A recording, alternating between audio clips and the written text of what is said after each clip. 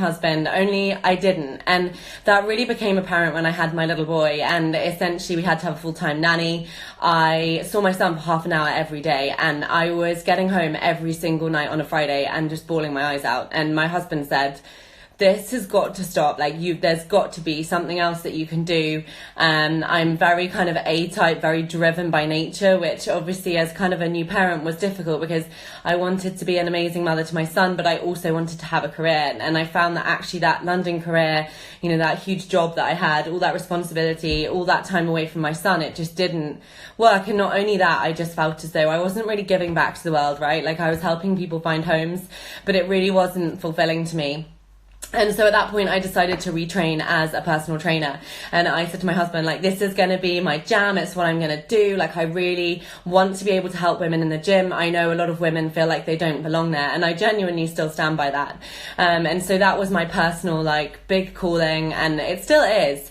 Only I came across an opportunity right here on social media to help women globally with their health in a non-gym environment, although it can be in a gym environment. And for me, that was what I wanted to do. I tried the at-home programs myself. I knew I loved them. I was a huge advocate of them. I knew what they could do for women in a similar position to me who'd maybe perhaps just had children. They felt a bit lost in the world, and they just wanted a community where they could all relate and they could all focus on their health and wellness together. And so that's become my whole entire career. I say I work full time. I really just do 4 to 5 hours a day. That's really all it is. But I want to talk to you guys today about getting out of your own way, because as I said at the beginning of this video, for many years, I just did what my parents wanted me to do. I did a history and politics degree. I did academic subjects at A-level. I went down this kind of pigeonholed route that had been made for me. And I know that my parents had wanted the best for me. But the problem was that it wasn't ultimately what I wanted to do. And so in the end, I ended up reaching the point where I just felt completely at odds with what I was doing. And now I can appreciate and realize that it just wasn't what I was meant to be doing all along. So I want to call you out today. Are you really happy in what you're doing in your life, in your career, even if it's a job?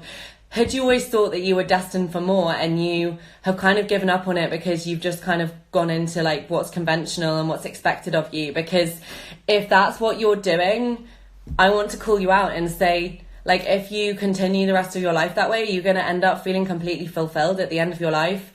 It doesn't have to be that way. And I know I would read books when I was younger that said you could do whatever you put your mind to, and I was like, yeah, whatever.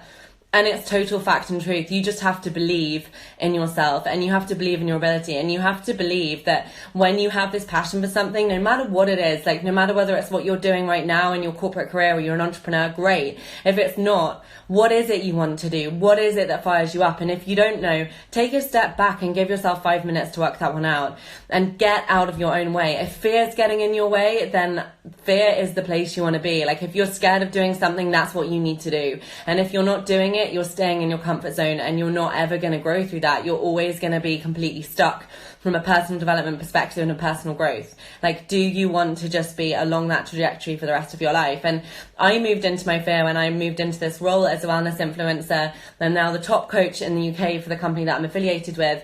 And I move into my fear every single day. And that is where success grows. That is where your own personal growth happens.